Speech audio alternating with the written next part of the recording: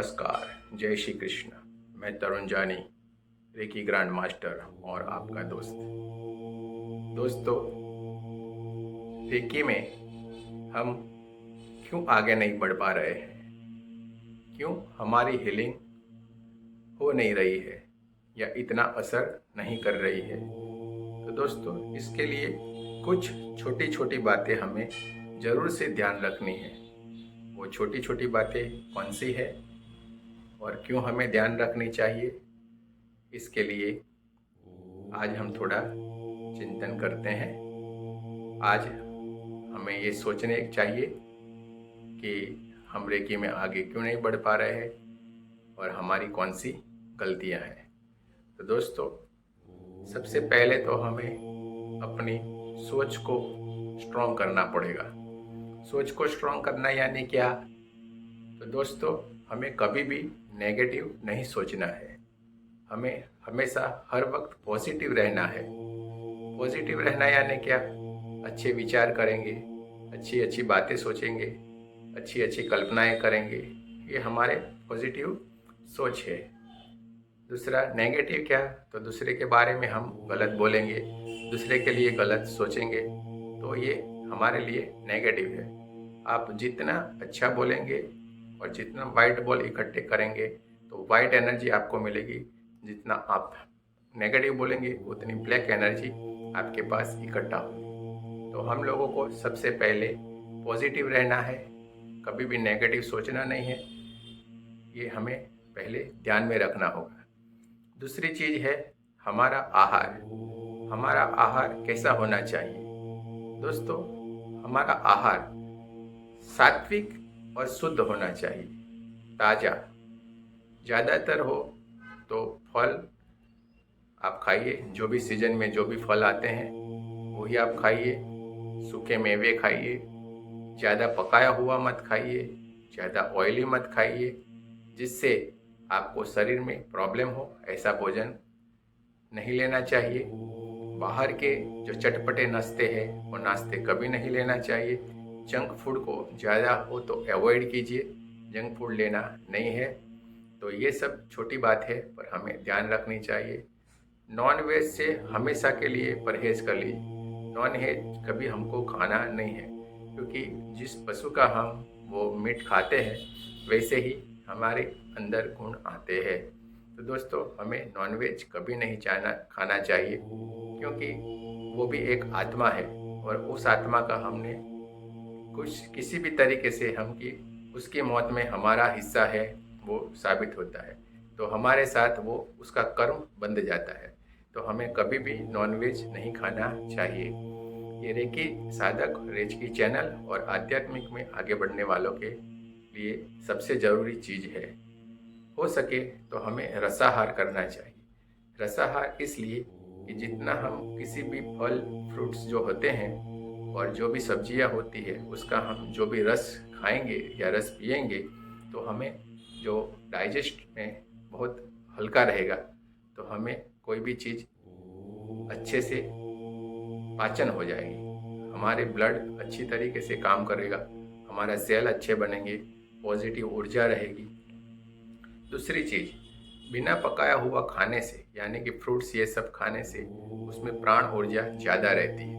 वो प्राण ऊर्जा 4 दिन 5 दिन 10 दिन तक हमें ऊर्जा देती रहती है। जबकि हमने कोई भी पकाया हुआ खाना खाएंगे तो उसमें वो मर जाती है, क्योंकि जला हुआ पकाया हुआ जो भी खाना है उसमें कभी भी आप देखोगे तो जल्दी उसमें कीड़े पड़ जाते हैं। तो जल्दी कीड़े पड़ जाते हैं यानी वो खाना बेकार हो गया। तो वो खाना हम जब खाएंगे तो हमारे शरीर में भी वो सड़ जाएगा। इसलिए ज़्यादातर आप अवॉइड कीजिए, पकाया हुआ खाना कम लें और ज़्यादा आप सलाद ये सब खाने में इस्तेमाल कीजिए। दूसरी और ये बात है कि जब भी आप कोई भी भोजन ग्रहण करते हैं तो उसको आपको जो भी सिंबल्स मिले हुए हैं, जो भी आपके पास टेक्निक है उससे आप जांच करके खाइए। जो रेकी वाले हैं और जिसने रेकी नहीं सीखी है वो लोग भगवान का नाम लेके, कोई मंत्र आपको जो आता है वो लेके या भगवान का आभार मान के आप वो खाना ग्रहण कर सकते हैं। तो वो ऑटोमेटिक शुद्ध और चार्ज हो जाता है। तीसरी बात, व्यायाम कीजिए, थोड़ा थोड़ा आप मेडिटेशन कीजिए, तो जिससे आपके अंदर पॉजिटिव ऊर्जा बढ़ती रहेगी और वो पॉजिटिव ऊर्जा आपके रेकी में बहुत अच्छा काम करती है। छोटा छोटा जो चीज़ है, छोटी छोटी बातें हैं, पर वो बहुत ज़रूरी है, क्योंकि हम जानते हैं शुद्ध शरीर में ही शुद्ध आत्मा बसता है। अगर आपके घर में भी थोड़ी गंदगी होगी तो आपको पसंद नहीं आता है। तो ये तो हमारा शरीर जो आप गंदा रखेंगे तो वो ईश्वर को यानी कि भगवान को कैसे अच्छा लगेगा। तो दूसरी ये बात है कि जब भी हमारे माता बहनें और हमारी जो दीदियाँ हैं वो खाना पकाती है और हमें घर में खाना खिलाती है, तो हमको उनका आभार मानना चाहिए। और सबसे बड़ी बात यह है कि माता बहन और हमारी जो सिस्टर दीदी हैं, उन लोगों को कोई भी खाना पकाते हैं तो पहले उसमें भजन मंत्र या कोई सत्संग ऐसी चीज़ अपने गुनगुनाते हुए या सुनते हुए खाना पकाना चाहिए, जिससे उसका ऑरा, उसकी ऊर्जा जो वो खाने में जाएगी और जो भी उससे ग्रहण कर रहे हैं, जो भी वो खाना खा रहे हैं, उनको वो ऊर्जा मिलेगी और वो भी उस ऊर्जा से ऊर्जान्वित होंगे और उनकी वो जो सोचने की क्षमता है वो पॉजिटिव होती जाएगी। जैसा आप खाना खाएंगे ऐसा ही आपका स्वभाव और आपका व्यवहार होता जाएगा।